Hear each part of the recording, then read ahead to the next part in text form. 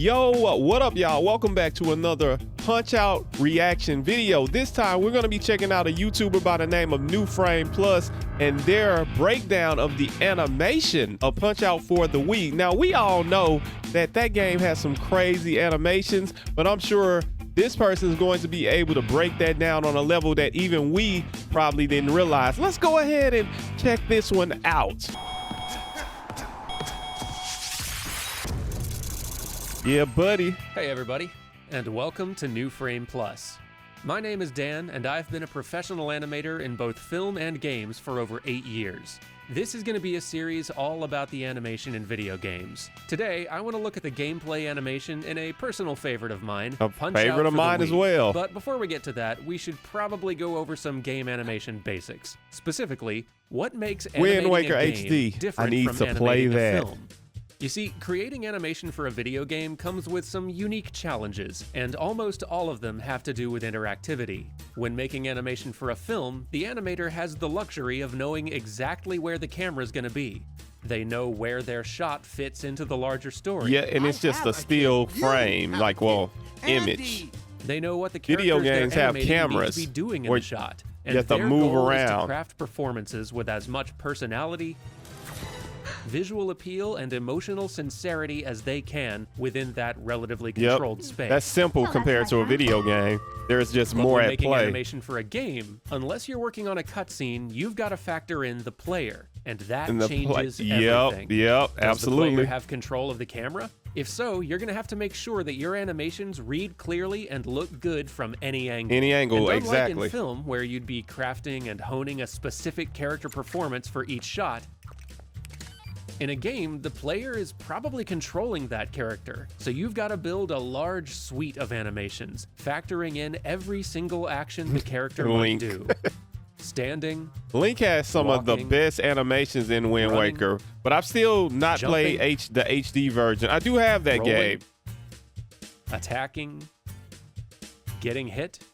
You know, I may feature that here. Hey, let me know if you guys want me to do a full playthrough of The Legend of Zelda, have to seamlessly the Wind Waker from one HD. to the next, so that the action feels realistic and looks as good as a pre-scripted, handcrafted sequence of actions. Absolutely. This is made even more challenging by the fact that game animation also has to feel responsive to the player. Good old Smash Bros. Even more important than whether or not the player character's animation looks good is whether or not it feels good to control. And those goals usually require different approaches. In an action game, when a player hits the jump or the punch button, and that's what makes Punch Out so great, y'all.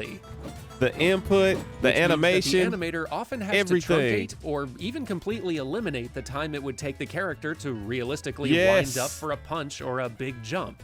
The longer the delay between pressing the button and seeing the punch happen, the more sluggish the controls will feel to the player. So proper physicality often has to be sacrificed for responsiveness.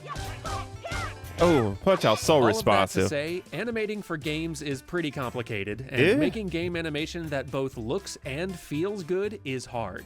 So, with all of that said, let's talk about Punch Out for the Wii, because the animation in this game is phenomenal. Yeah, it is. Look at this. Look at it, y'all. Look at it. I'm going to play more of this game too. I'm thinking about doing the challenges for each character this video trying to in exhibition mode. About this. First off, the animation in this game just looks fantastic. The new 3D versions of these characters are animated with real physicality and weight, but in an exaggerated, cartoony style that reinforces the game's lighthearted tone. Every fighter in the game just oozes personality. If you look back at the original Punch-Out, even then on 8-bit hardware, the fighters all had an impressive amount of character to them. They did. Each one felt distinct and memorable. Look at Soda Pop. This sequel not only preserves that, but pushes it even further. Yes. Each fighter's old sprite-based stance and attack animations have been recreated and fleshed out. And every single one of their gameplay animations reinforces their individual personalities. The way they behave in the menu screens, their facial animations, their little cutscene moments between rounds. The way they fall down when you knock them out.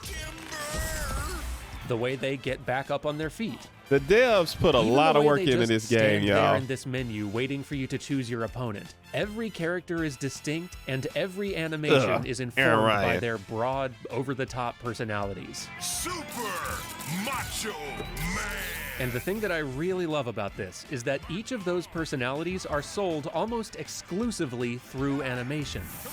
True, very true. Everybody's visual design does communicate a lot, and they do each get a quick slideshow before the fight to give you a general idea of who they are, but everything else is animation. Animated. These characters barely ever speak, and when they do, most of them speak in their home language. So you don't know what they're saying. Well, we know now. Everything else is sold through their animated performance. And these characters are loaded with personality, even if those personalities are super broad and super stereotypy. But like I said at the beginning, it's not just enough that the animation looks good. It also has to functionally serve the gameplay. So let's dig into that. And it does. First of all, notice the camera.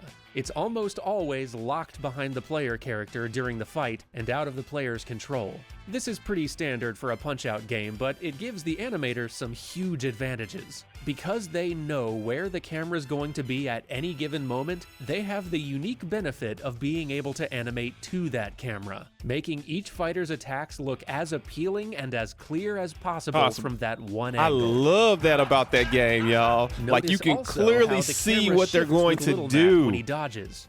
This not only emphasizes the dodging motion, but that slight change in perspective gives the player the feeling that they're dodging the enemy punches also, which feels it's more immersive. Yeah, it does. Oh man, he's breaking it down. I love it. And start wailing on your opponent, the camera zooms in a little to reframe get closer. The action and really focus on the pummeling you're dishing out. Bruh. Speaking of, let's look at Little Mac's animations. If you actually stop and focus on what he's doing, you'll notice that his animation isn't nearly as visually interesting or impressive as the enemy fighters. No frills, just very fast and very basic, and very responsive. As it should be. On Mac, the character you directly control is all about function. You hit that punch button and bam, there it is. Controlling him feel amazing. And while his punch animations themselves may not be all that impressive to look at, you're never going to be looking directly at Little Mac you're going to be focused at the opponent. Punch-Out is all about watching your opponent and reacting to their tells. The enemy fighters are the ones who have to look good. Mac just has to feel good to control. See also how his animations for each different kind of punch are all very clear and distinct. His left and right high punches are direct. The low punches swing his fist way out to the side. With every attack, they are making sure to keep that big, colorful Mac's glove even more clear responsive of his body so you can if see you where don't it's use going. motion controls. And when Mac dodges, he dodges way out to the side. And that camera move I mentioned before exaggerates the dodge even further. Even if the player is completely focused on what the enemy fighter is doing, they can still easily tell what Mac is up to. The simplicity of Mac's animation serves another purpose too. It doesn't attract the eye. Little Mac's animations don't pull focus from the character you're supposed to be in the slightest. watching. When he's attacking, it's quick and sharp, but the rest of the time, his movements are very contained. Complex or hyperactive motion tends to grab people's attention, and it's really important that Little Mac doesn't distract he looks the at player the real or fight Great for the Tiger. player's attention in the middle of his the match. head, he's watching the real one. Animations are built with that in mind. That's a nice touch. Look at the spacing on the attack animations in this game. Every punch is snappy, and there's this great sense of satisfaction with every hit.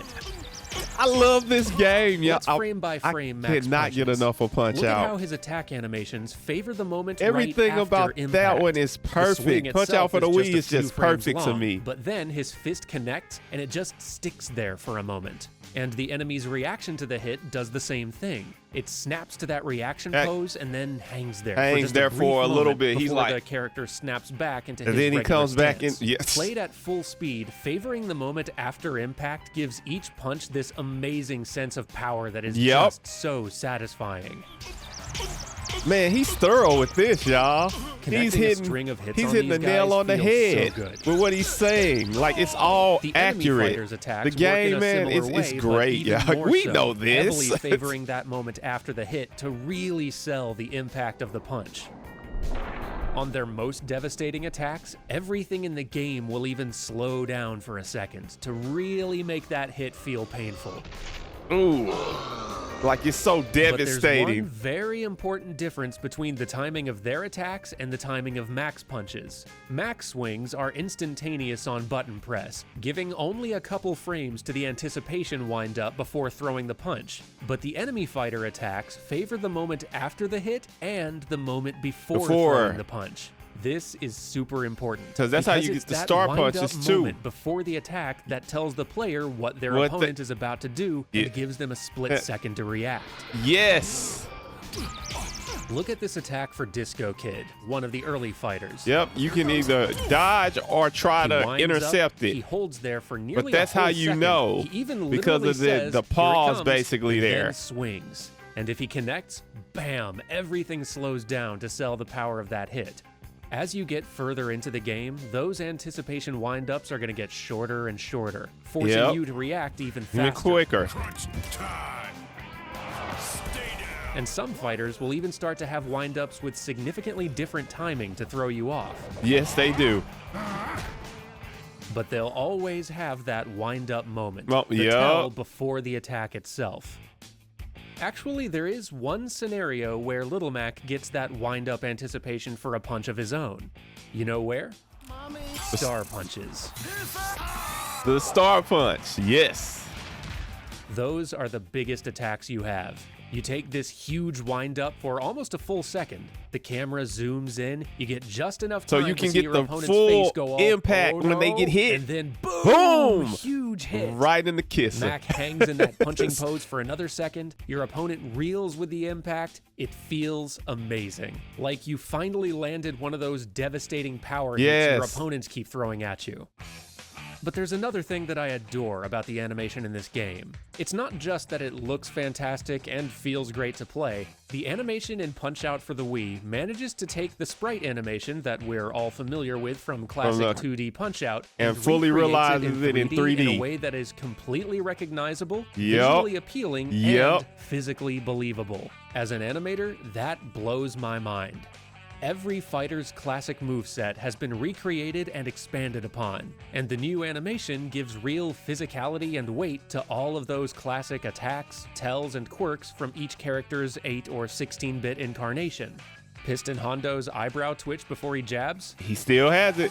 There it is. It's all there. And his little back and forth hop before he comes at you with a the Hondo rush. It's all there. Just like old times. Yep, just like old times. Head wobble. There he goes. Hey, does Don Flamenco still do that little ole flourish before his uppercuts? Absolutely. Oh, he totally does. What about Soda Popinski's uppercuts? Oh, there they are. Bald Bull's fist rolls. They say so true to the original game, man. It's crazy. Oh, look out. It's the bull rush. Here he comes, and boom, down he goes. Does he still do that? Oh, yep. There it is. He's going to do the bull charge. Look out. He's coming. He's coming. Look out. Look out. Here he comes. Right in the gut. Boom. That's it, buddy. Down he goes again. There you go. Bye-bye. And King Hippo. Just look at everything about him. He's just great. And those are all the same punches he used to throw. Almost all of the characters' attack animations are the same as before. So if you knew how to fight these guys back in the day, you've got a big head start on learning how to you beat won't them have now. a problem at all, really. They managed to realistically animate some of the most absurd sprite animations there are in the original game. On the NES, if you hit Glass Joe in the gut right after he does his little taunt, yeah, that's the one. He falls to the ground like this. Yep. He just stumbles on down. It's really satisfying in 2D sprite form, but that's a super weird way to fall, right? What would that even look like if you had to animate it realistically? And I never did that in the game. Oh. I don't think I ever did that. Fall. They actually did it. But that's not even the weirdest Glass Joe fall from the original Punch-Out. No, that prize goes to this. What is even happening here? I mean, I love it, but that is a physically impossible fall. Way to fall, I saw one. man. And yet, He still does it. You guys are good. They're now, great. I realize that a lot of games have to do this, taking a classic title and updating it with modern visual fidelity, but rarely do I see a game do it so well in terms of animation. In a way that not only preserves everything great about the original sprites, but excels on its own merit. In some cases, they even improve on the old sprite animations to add even more personality or entertainment value. Look at what used to happen when you knocked Great Tiger down. Bam! He flies through the air, lands on his back. That is a pretty entertaining fall. Now look at the new one. He just completely launches into the sky. Spin adds so much, and it makes his fall even more distinct from the rest of the fighters in the game. It's so dramatic. And look at King Hippo's old defeat animation. That is pretty good. Very distinct. He falls out the ring figuring out how to beat him. on the Wii version. They didn't exactly recreate it in the new game, but I think they did improve on it. They did. They improved on it quite a bit. He completely tumbles right on out. Look at that. Awesome. There are so many of these great little touches. Look at how when you dodge a punch, you can actually see a progression of thoughts crossing your opponent's face. He goes from, all right, I'm gonna get you, to like, oh my, I messed up. Oh no, ow, it's ow, like, ow. Oh it no. all happens so quickly, but you can still see all of these expressions crossing their face, even when you're in the middle of a bout, and it just adds so much personality to these guys. Look at how expressive King Hippo's face is all the time. Look at him. Look at how his little crown angry. He looks bounces around angry. on his head when you hit him in the gut.